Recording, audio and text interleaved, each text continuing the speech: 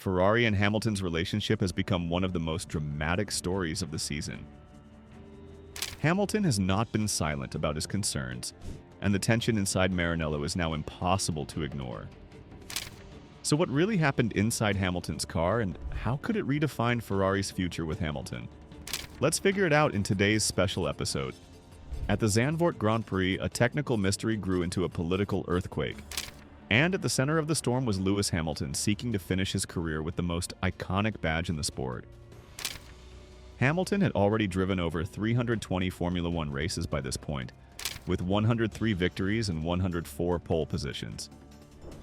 He was used to pressure, but what he found in the Netherlands that weekend was not pressure from rivals, but from inside his own garage.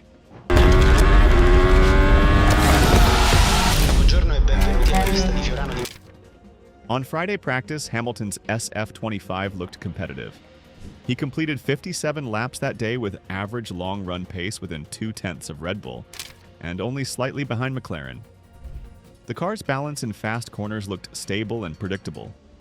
The telemetry showed normal patterns in throttle application, braking zones, and tire wear. Hamilton himself remarked internally that while the car was not perfect, it was within the expected window. The story changed dramatically on Saturday.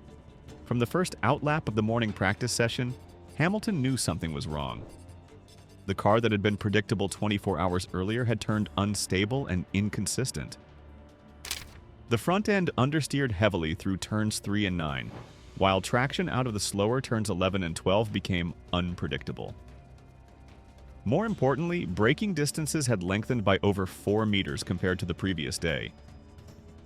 That is a massive difference in Formula One, where just 0.1 seconds can decide 3 grid positions.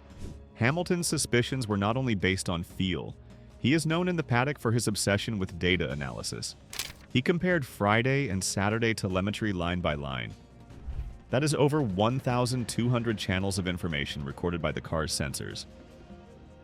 The differences were small in numbers, but massive in impact.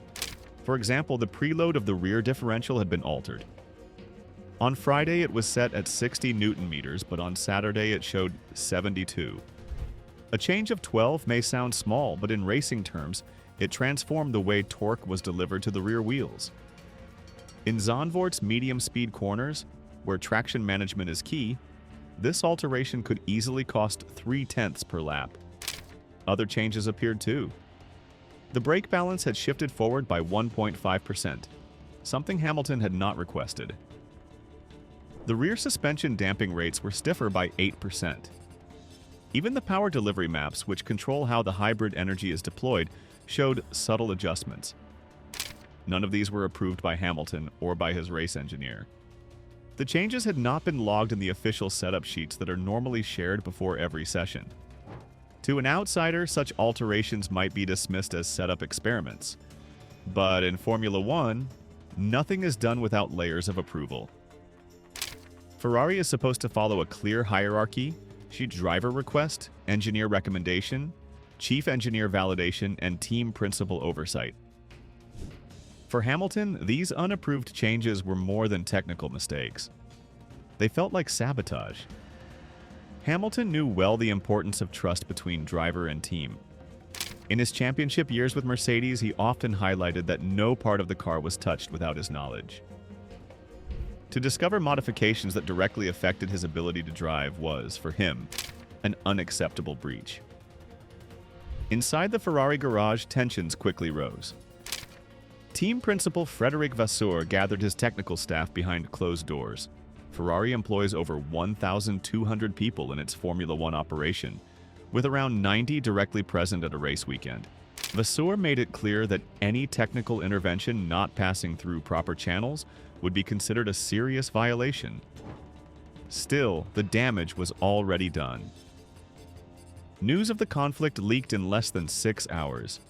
Italian media outlets reported whispers of sabotage and internal conspiracy. By Saturday evening, while Red Bull and McLaren were fighting for pole, Ferrari's biggest story was happening off track. Hamilton qualified only 9th, 0.7 seconds slower than teammate Charles Leclerc, despite having been faster on Friday. So, was this a technical error? Or had someone inside Ferrari deliberately undermined Hamilton? Vasseur publicly dismissed the sabotage theory, saying it was a miscommunication in setup execution. But his tone and body language told a different story. He looked tense, defensive, and visibly irritated. Internally, the Ferrari camp was divided. Veteran engineers, many with 15 or 20 years inside the team, defended the old-school method where small groups of engineers could make adjustments quickly without bureaucracy.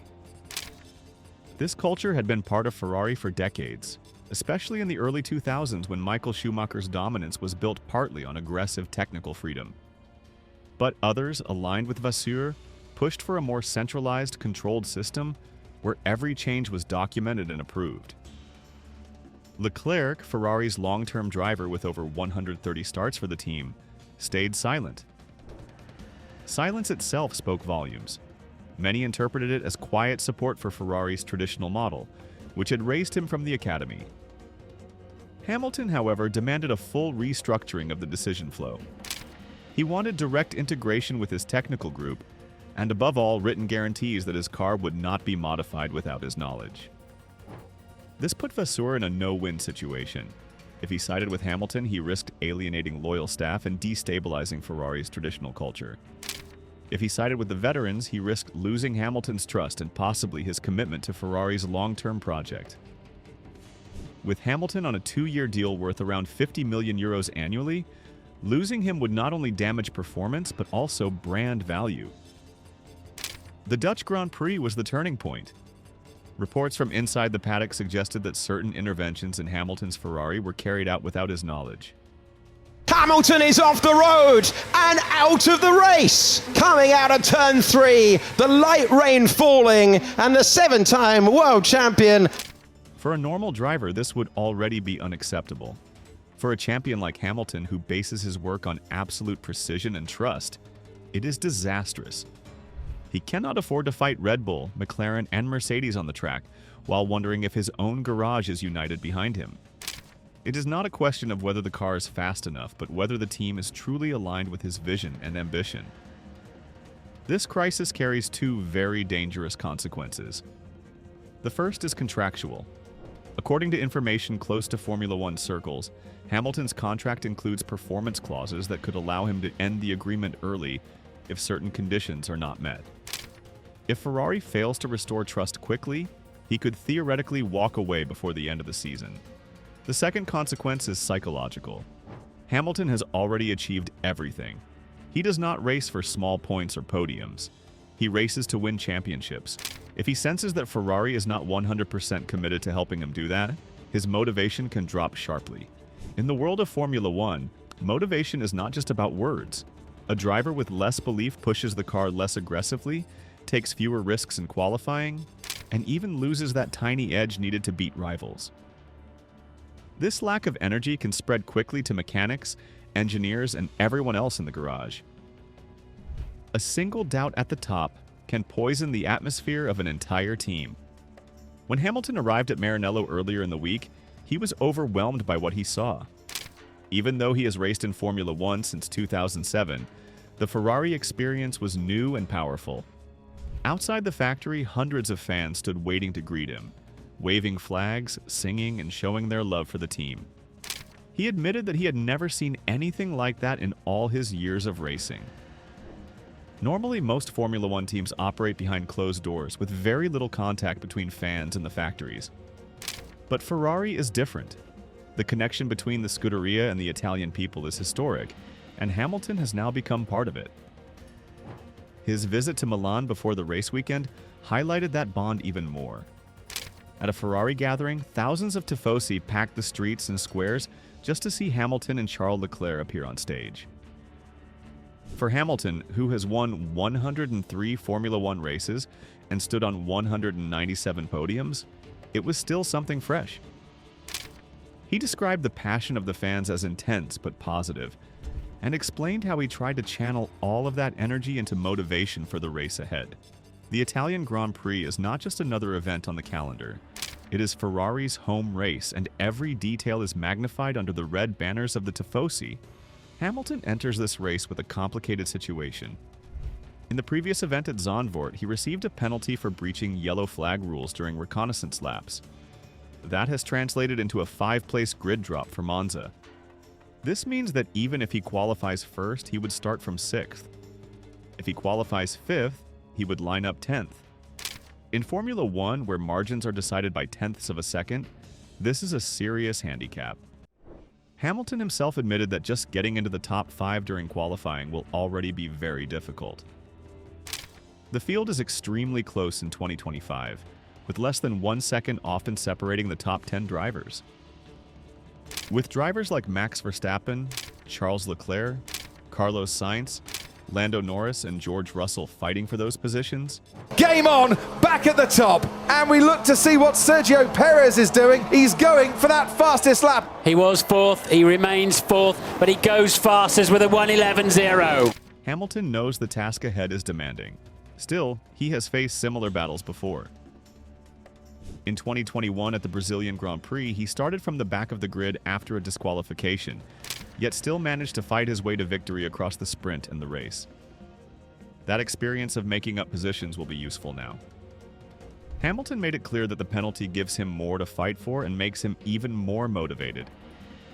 For a driver with 7 world titles, 104 career pole positions, and a career total of more than 4,500 championship points, the will to push forward has always been part of his identity.